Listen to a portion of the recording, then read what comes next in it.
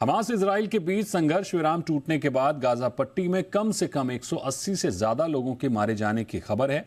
इसमें हमास और हिजबुल्लाह के आतंकी भी शामिल हैं। इजराइल का दावा है कि उसने हमास के 200 से ज्यादा ठिकानों पर हमला किया है।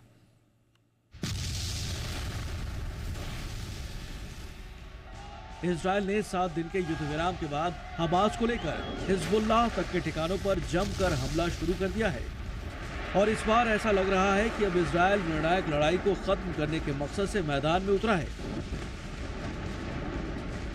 इजराइल डिफेंस फोर्सेज ने गाजा पट्टी में जमकर बम बरसाए।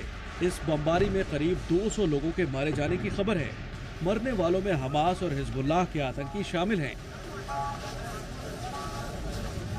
हमास के ठिकानों पर दोबारा शुरू हुए हमलों के बाद इजराइल ने बयान जारी किया। इजराइल ने साफ किया है कि युद्ध विराम के प्रस्ताव को आगे बढ़ाने के लिए हमास की तरफ से कोई प्रयास नहीं हुआ, लिहाजा अब इजराइल एक बार फिर से हमास पर हमला कर रहा है। वहीं हिजबुल्लाह ने भी इजराइल पर रॉकेट हमला किया है, जिसका जवाब दिया गया। इधर अमेरिका ने भी हमास पर युद्ध विराम की शर्तों के उल्लंघन का आरोप लगाया। व्हाइट हाउस राष्ट्रीय सुरक्षा परिषद के प्रवक्ता जॉन किर्बी ने कहा कि हमास ने भरोसा तोड़ा है, लेकिन इजराइल के हमले से अब शेष बंधकों की रिहाई में काफी परेशानी होगी। लेबनान में इजराइल के हमलों में 3 लोगों की मौत हो गई।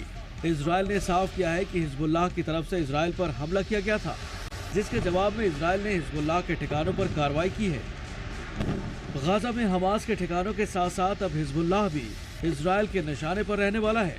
इजराइल ने जिस अंदाज में हमला बोला है, उससे तो यही जाहिर हो रहा है कि अब आईडीएफ पीछे हटने के लिए नहीं, बल्कि आतंकी गुटों के संपूर्ण विनाश के मकसद से दोबारा जंग के मैदान में लौटा है।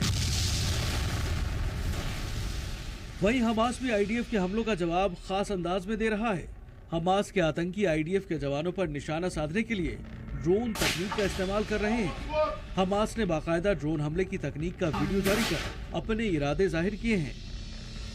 इजराइल के सैन्य अफसरों ने दूसरे दौर की लड़ाई को लेकर तैयारियों की समीक्षा की है। इजराइल डिफेंस फोर्स ने लड़ाकू विमानों के साथ गाजा पट्टी पर दोबारा बम बरसाना शुरू कर दिया है। आईडीएफ ने बाकायदा हवाई हमलों का वीडियो भी जारी किया। वहीं अमेरिकी अखबार ने इजराइल पर सनसनीखेज खुलासा किया है। जाहिर है हमास के हमलों को लेकर अलग अलग दावे किए जा रहे हैं, लेकिन अभी ग्राउंड जीरो पर हमास और इजराइल के बीच फिर से जंग शुरू हो चुकी है। युद्ध के सायरन से गाजा पट्टी के तमाम इलाके गूंज रहे हैं, तो वहीं इजराइल पहले ही साफ कर चुका है कि वो अब हमास के संपूर्ण विनाश के लिए पूरी तरह से तैयार है। ब्यूरो रिपोर्ट, जी मीडिया। 7 दिन के युद्ध विराम के बाद गाजा पट्टी में इजराइल फिर से भीषण बमबारी कर रहा है। इस बीच इजरायली पीएम बेंजामिन नेतन्याहू ने हमास के खात्मे की प्रतिबद्धता फिर से दोहराई है। כאן אנטוני בלינקן. זמן קצר לאחר שמרצחים של החמאס רצחו ישראלים כאן בירושלים. ואמרתי לו, זה אותו חמאס. זה אותו חמאס שביצע את הטבח הנורא ב7 באוקטובר, אותו חמאס שמנסה לרצוח אותנו בכל מקום. इजराइल हमास युद्ध के बीच अमेरिका का बड़ा बयान आया है। अमेरिकी विदेश मंत्री ने सीज फायर के बाद शुरू हुए युद्ध के लिए हमास को जिम्मेदार ठहराया है। उन्होंने कहा कि हमास ने सीज फायर के वादों को पूरा नहीं किया।